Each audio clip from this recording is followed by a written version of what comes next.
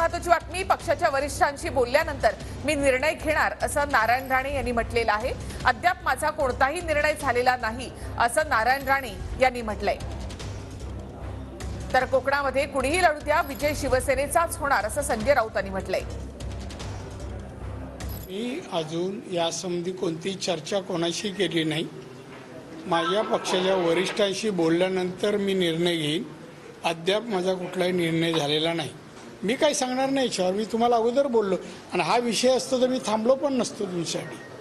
हा नारायण राणे उभं राहिलं तर काय सगळ्यांनाच कळणार, देशात कळणार।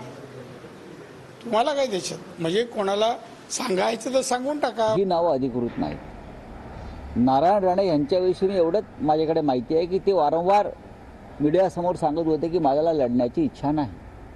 आता ज्यांना लढण्याचीच इच्छा नाही त्यांना जर लढवत असतील तर त्याच्यावरती मी काय मत व्यक्त करणार। पण कोकणामध्ये म्हणजे सिंधुदुर्ग, रत्नागिरी, रायगड